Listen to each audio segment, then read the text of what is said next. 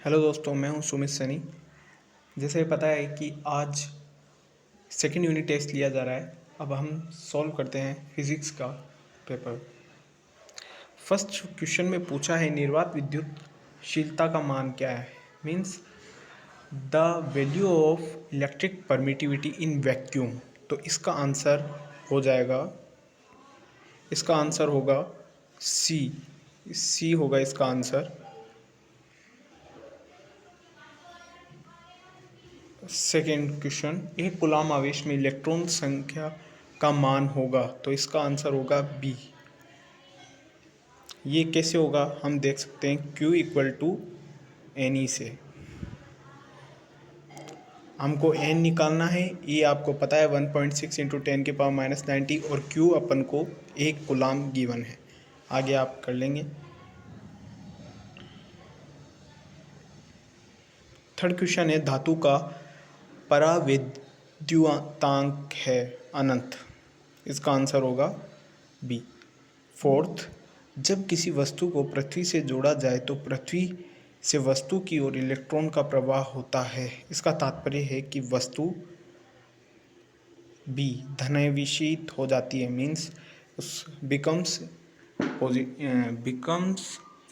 Charge.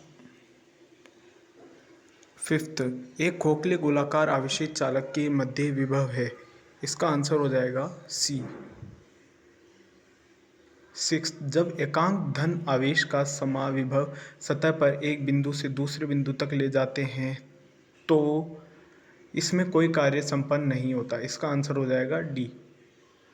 Seventh, विद्युत क्षेत्र की तीव्रता का मात्रक है। पता है हमें, न्यूटन पर कूलाम होगी। अब डी एट्थ वाला क्वेश्चन है विद्युत बल रेखाओं के बारे में असत्य कथन।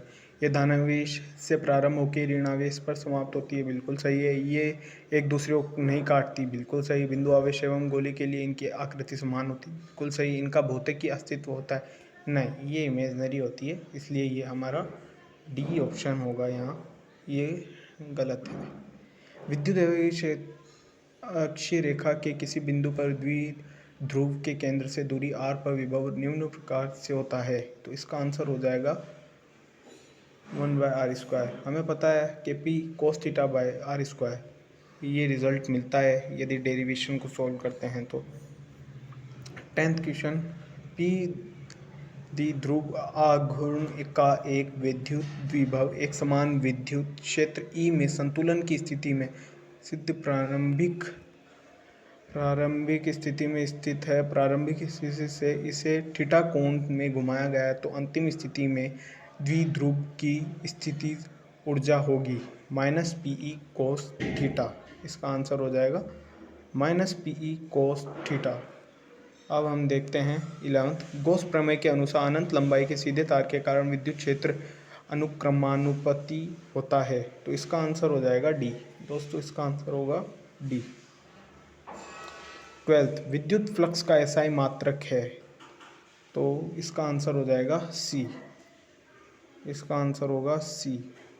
किसी आवेशित संधारित्र की स्थितिज ऊर्जा निम्न में से किसी सूत्र से प्राप्त होती है।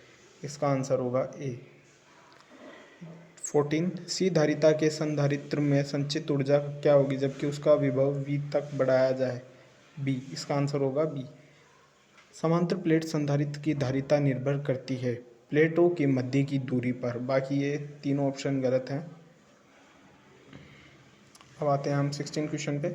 16th में कह रहे हैं एक समांतर प्लेट संधारित्र का सर्वप्रथम आविष्कृत किया जाता है, फिर इसकी प्लेटों के बीच परावैद्युतांक की पट्टिका रखी जाती है। अपरिवर्तित रहने वाली राशि है। इसमें होगा ए।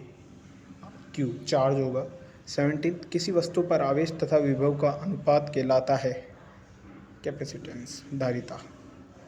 700 pF धारिता का एक संधारित्र 50 वोल्ट की बैटरी द्वारा आवेशित किया जाता है। इसमें संचित्र स्थित विद्युत ऊर्जा होगी 8.7 इंटू 10⁻⁻7 जूल।